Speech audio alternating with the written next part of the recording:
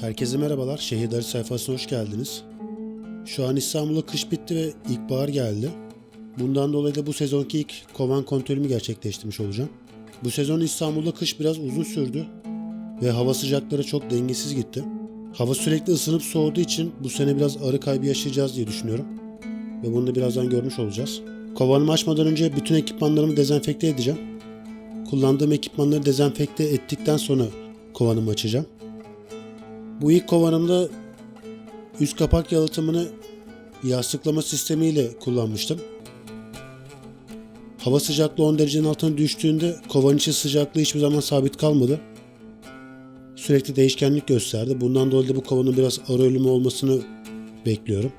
Ama geçen sene ikinci katı indirirken süzdüğüm balları kovana vermiştim. Eski videolardan hatırlarsınız.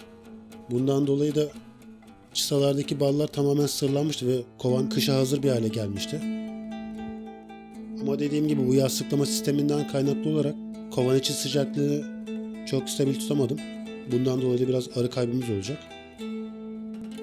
Aralık ayında kovanı kapatmadan önce son olarak 2'ye 2 oranında bir şerbet vermiştim arıya. Az bir miktarda. Ama ani hava sıcaklıklarından kaynaklı olarak gördüğünüz gibi yarım şerbetin içindeki şerbet donmuş ve şeker formuna geçmiş. Şu an gördüğüm kadarıyla arı miktarı biraz az. Onu da zaten bekliyordum ama şöyle bir sıkıntı oldu. Bu videodan sonra ikinci kovanımı açtım ve oradaki durum daha kötüydü. İkinci kovanımı kışa hazır bir şekilde sokmuştum. Kovanın içinde 20 kilo bal mevcuttu ve ikinci katı da aşağı indirdiğimizde 9 çıta komple arı doluydu. Çıtalarda boş yer yok diyebilirim. Instagram'dan beni takip eden arkadaşlar hatırlayacaklardır. İkinci kovanımı pek çok kez elden geçirmiştim çünkü aldığım günden beri hep bana problem çıkartmıştı. Özellikle üst kapak konusunda. Üst kapağın yalıtımını 3 kez elden geçirdim ve en son yastıklama sistemi orada başarılı olmadığı için üst kapağı söküp altına komple stofor yapıştırmıştım. Ve kenarlarda bulunan demir kısmının etrafına da silikon sıkarak sızdırmazlığını sağlamıştım. İstanbul'da havalar eksi dereceye düştüğünde ilk kovanın sıcaklığı stabil değildi daha söylediğim gibi. Ama ikinci kovanın ısısı hep stabildi. Ve içinde dediğim gibi 20 kilo bal mevcuttu. Hatta kovan içi şu şekildeydi. Kovanın içinde 20 kilo bal, polenli çıtalar da mevcuttu. Yani sağlıklı bir kovanın olması gerektiği bütün şartlara sahip olan bir kovanımdı ama havanın sürekli ısınıp soğumasından kaynaklı olarak dışarı çıkan arılar gelemediği için kovan mevcudu bir avuca düşmüştü. Ama beni orada mutlu eden tek bir olay da ana arının ölmemesi. Bundan dolayı da ana arıyı hemen kovandan alıp yakınlarda bulunan bir arkadaşıma götürüp ana arı kutusuna yerleştirdik ve içine biraz işçi arı silktik. Bundan dolayı da Nisan'ın sonlarına doğru da ikinci kovanı tekrardan çoğaltmaya başlayacağım. En azından böyle bir planım var. İlk kovanımda da görmüş olduğunuz gibi sırlanmış ballarım duruyor. Kovanın bal miktarı iyi vaziyette. Bu yastıklama sistemini kullanmayıp da tekrar straforlu bir kapak kullansaydım arı mevcutiyeti çok daha iyi çıkacaktı.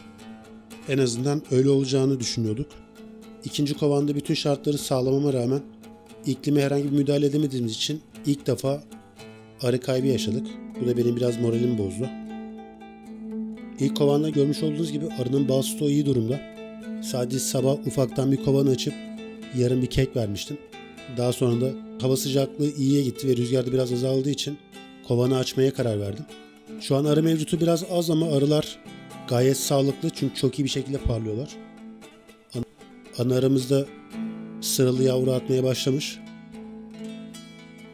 Zaten halihazırda ağaçlardaki çiçekler de açtığı için yoğun bir miktarda polen gelmeye başladı. Tahminen bir hafta içinde zaten kovanın içi polen dolacak. İstanbul'da bu sezona biraz geç başladık ama kovanlarımı tekrardan hızlı bir şekilde çoğaltıp sezona hazır bir hale geleceğim. Genel olarak kovanın durumu şu an için iyi. Sadece popülasyonu az. Bu sezon güzel bir iş çıkartacağımızı düşünüyoruz. Videoyu çekerken uçucu yağları kullanmayı unuttum. Onları zaten bir sonraki açtığımda halledeceğim.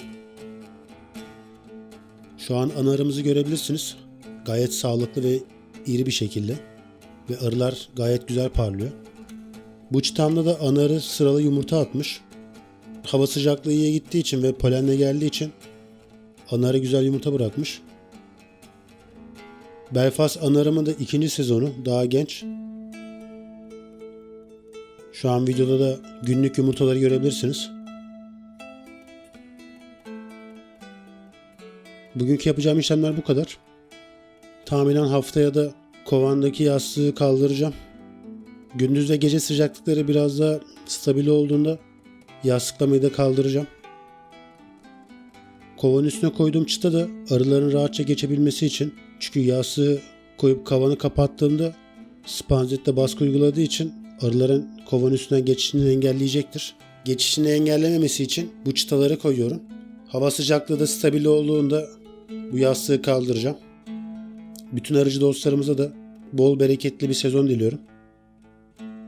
Beni seyrettiğiniz için hepinize teşekkür ederim.